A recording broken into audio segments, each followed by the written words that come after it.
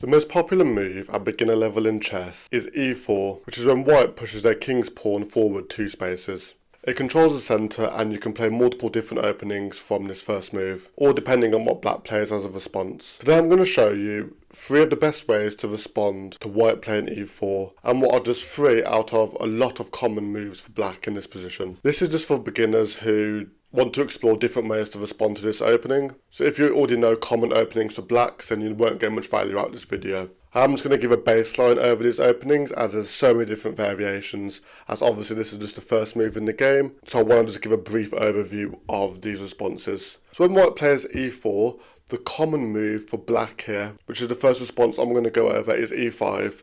The whole idea of this is obviously you're just copying white's move, trying to fight for the centre, and this usually creates very balanced, even games. Common moves after this are knight f3 and knight c6. And then white normally develops their bishop either to c4 or b5, leading to either an Italian game or a Spanish game. 2 very common openings. A position like this often ends where white develops their bishop. Let's say black pushes this pawn. Let's say white goes here. And you oftentimes get a position where both sides are just developing their pieces. Both sides castle short quite early on in the game, and it creates a very balanced and even structure going into the middle game. You get your knights and bishops developed quite quickly, you're putting a lot of pressure on the centre and on each other's pieces, and the positions generally are quite balanced. This is probably the most simple response for black to e4.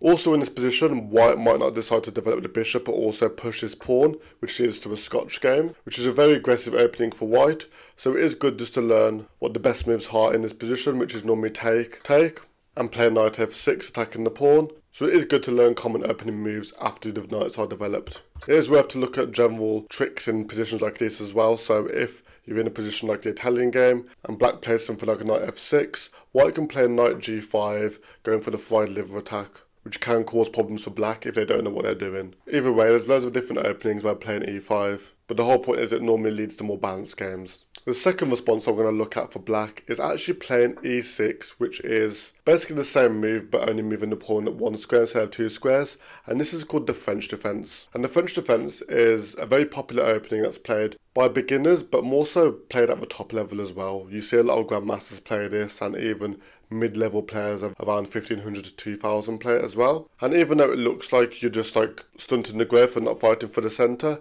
it normally continues by white playing d4, and black almost all the time will play d5 in the French. That's the whole point of pushing this pawn forward. Now there's lots of different variations here. You have the exchange variation where you trade pawns. A lot of times though, white will just push his pawn, which is the advanced variation of the French, in which case black might go c5, again trying to challenge white's centre. Here white plays pawn c3, black plays knight c6, white plays knight f3, and here there are ideas of starting a queenside attack by playing queen b6, attacking this piece here and putting pressure on this line here. Now there's lots of different things that black can do here in terms of just developing the knight to this f5 square, which is a key part of the French defence, getting your knight here. This bishop doesn't really do much at the moment, and it is actually known as the French bishop, as when you play e6 it kind of blocks this bishop in, so you have to figure out what to do with this bishop a bit later, but for the meantime you can play d7. The French is normally a very solid opening for black, where it creates this kind of closed off structure.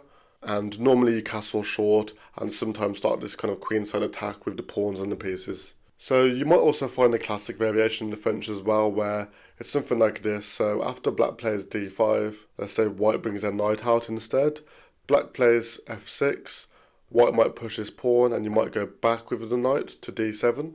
And then white plays f4 and you push c5.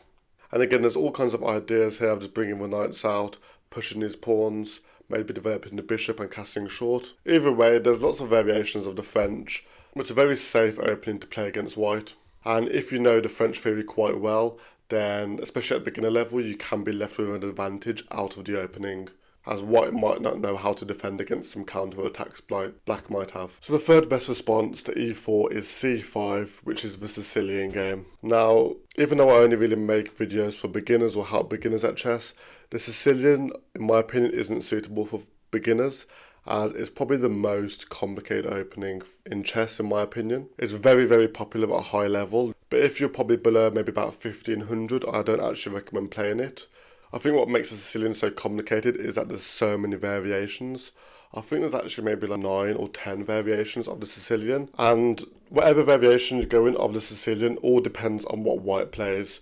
So common Sicilian game can look like this: when white plays knight f3, you play knight c6, and they play d4, which is an open Sicilian.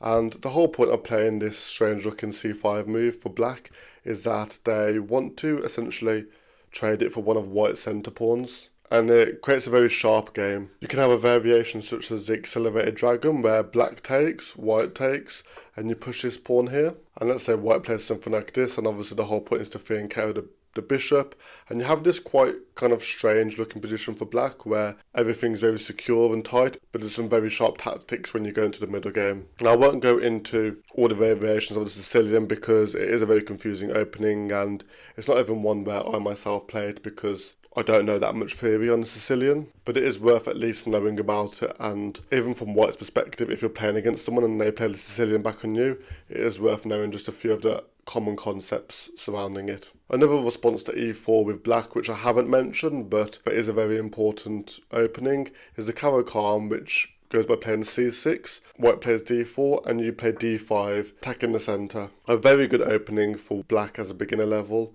and a very good response to e4, challenging the centre straight away. Definitely something I'd recommend. So they're my top 3 responses to e4 as black. e5 is obviously a very common one, which leads to lots of different games. The French defence is just a personal favourite of mine, where it's very secure. There is good tactics there, especially at beginner level. And the Sicilian is just very popular and complex, so I feel like it should have been on the list. But there are lots of other responses as well. As I mentioned, the Caro-Kann is a very popular one at beginner level, and definitely one I recommend. But let me know what some of your favourite responses to e4 is. And thanks for watching, and I hope you learned something.